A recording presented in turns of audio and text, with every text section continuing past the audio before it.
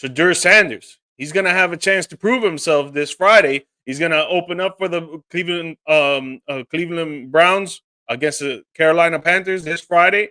I mean, it's been called that he's going to be a starter, but it's because of several reasons. I mean, hamstring injuries to both Kenny Pickett and Dylan Gabriel, and obviously the age and experience of Joe Flacco is 40 years old. I'm pretty sure we all agree that he does not need preseason snaps.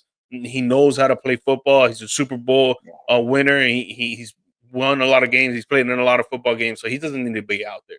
So for Shedeur Sanders, he's going to have a big opportunity to prove himself here, to try to get that number one spot or even the number 2 or number 3 spot, because they have so many quarterbacks on that team. But with this news being brought up, man, what are your thoughts on Shedeur Sanders starting on Friday? I think it's the right move. Like you said, guys are banged up. Joe Flacco shouldn't even play in the preseason. He's not the number one starter. If they started a game today, if it was week 1, it would be Joe Flacco. But either way, I think, I know they brought in Huntley as well to kind of carry off some of those injuries we just spoke about, Dylan Gabriel and whatever. But honestly, I know statistically, what does he have? 6 touchdowns, no interceptions so far through the camps and stuff. And it's all irrelevant, right? It's about going through your reads and showing your progressions and showing how to adapt, especially when you get through that first drive, because most coaches will plan for about 10 plays or 2 drives worth of game plan, and then after that, it's kind of up to you as a quarterback to take it to the next level and start to scheme yourself against and the coordinator obviously against the defense. But I am interested to see how well he does with things like that. Reading, because in practice, it's kind of a learning curve. Like he said, he didn't want Dion there because he's still a part of that learning curve, not really wanting him to be there, be a part of any of that. But I'm looking forward to it. I'm definitely going to watch it. Most people will, and they're going to critique it here and there. I'm not going to over criticize if he throws an interception or so.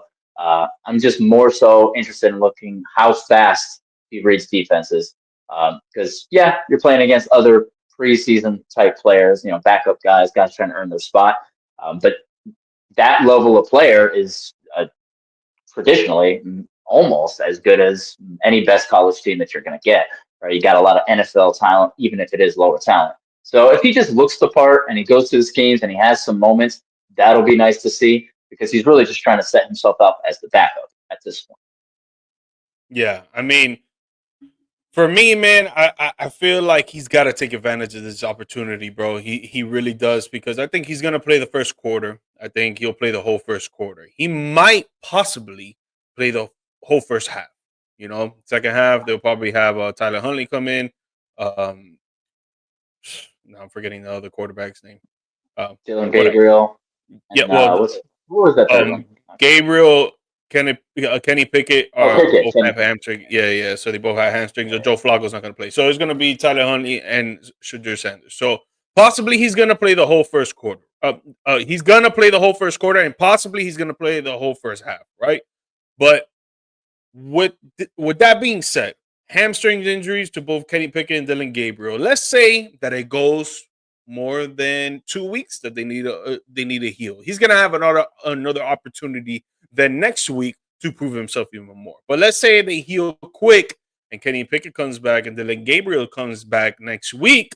Now his chances of playing are gonna be slim depending on how he plays in this game. So I think it's a huge opportunity for him that he needs to make. And just like how you said, people are going to be seeing how he goes through his progressions, how he plays under pressure, how he runs away from whenever he's getting someone's trying to get him on a sack, how he throws the ball on the run, how he just makes decisions on the football field. Obviously, everybody's going to be looking at that. And I think that if he goes out there and he doesn't play as well as us fans of Shedeur Sanders needs him to play, I don't think the opportunity is going to be so much there for him in the upcoming weeks, leading into the regular season and going down the regular season, as it would as if he shows out in this first quarter, second quarter. Tyler Huntley comes in second half, and the first half he did what he had to do.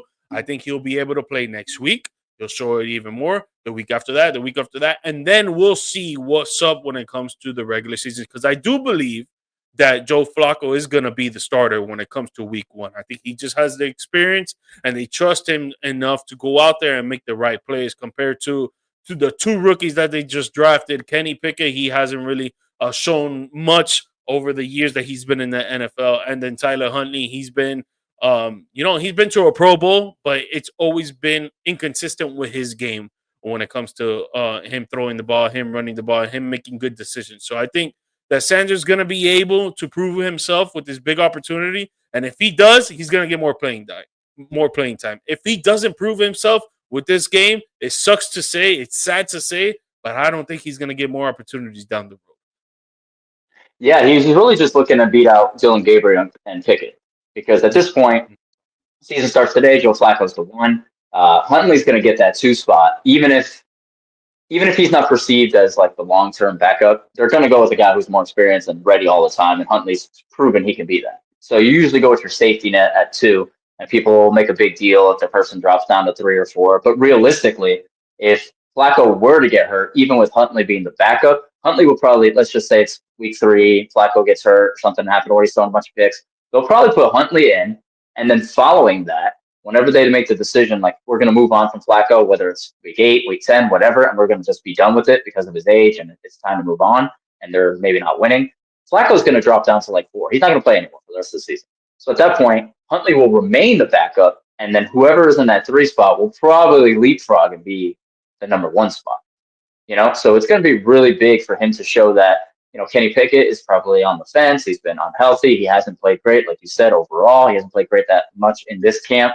And then Dylan Gabriel, another guy just like him, young coming out of college, UCF, Oregon, whatever, hasn't had a chance to prove it yet because of how much time they've had camp and the injuries. So if he can really show out here, that'll keep them in the back of the mind. Okay, week 1, Joe Flacco's the starter, Huntley's the number 2. We'll organize 3, 4, 5, somebody will be gone.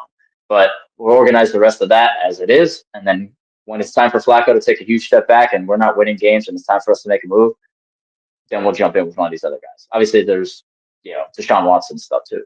So who knows? Big thing there. But like you said, he's got to take advantage of the opportunity because he's really only going to get 1 or 2 weeks depending on his injury. Yeah. So the matchup against the Carolina Panthers, they're a decent defense. I think their secondary is pretty good. I would say like top 15. They give up a lot of stats, though.